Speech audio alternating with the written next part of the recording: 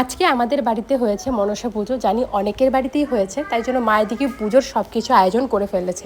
বাবু এখন বিছানার এই ডিজাইনগুলো ধরে দাঁড়িয়ে পড়ে, আর এগুলোতে তো নোংরা আটকে যায়, ধুলোবালি পড়ে, তাই জন্য পরিষ্কার করে নিচ্ছিলাম। তার সঙ্গে ওয়ালেও হাত দেয়, তাই ওয়ালটাও ভালোভাবে মুছে নিচ্ছিলাম। ওয়ালে যতদূর আমার হাত যায় আমি পুরোটাই মোছার চেষ্টা করেছি, আর আগের থেকেই আমি এগুলো মুছে রাখতাম। বাবু হওয়ার পর এখন বেশি মোছামুছি করে রাখতে হয়, যেহেতু বাবু এখন ওয়াল ধরে দাঁড়িয়ে পড়ে, তাই জন্য দেখো পরিষ্কার করে মুছছিলাম। আর এদিকে কিন্তু বাবু খেলছিল। ঘরটা ভালোভাবে পরিষ্কার করে তারপর চলে এসেছি সবার জন্য সকালে চা করতে। ঘুম থেকে উঠে আজকে আগে নিজের ঘরটা পরিষ্কার করে নিয়েছি, তারপর রান্নাঘর পরিষ্কার করে সবার জন্য চা করেছি। তোমার দাদাভাইকে আর তোমাদের দাদাভাইয়ের একটা বন্ধু এসে দুজনকে চা দিয়ে দিলাম। আর আমার জন্য এদিকে ম্যাগি করেছি, আমি এখন ম্যাগিই খাই। আর আমি এদিকে বাবুকে একটু খাইয়ে দিচ্ছিলাম। এখন তোমরা অনেকেই বলবে এতটুকু বেবিকে এগুলো খাওয়ানো ঠিক না। আমি যাই খাই আমি বাবুকে একটু একটু দেই, ওর কোনো অসুবিধা হয় না, তাই কিন্তু দেই।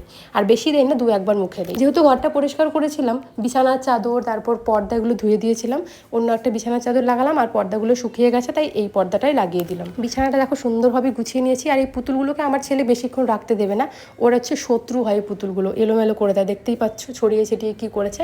তোমার দাদাভাইয়ের প্রচুর জামাকাপড় কেচেছি, সেগুলো ধুয়ে দিলাম।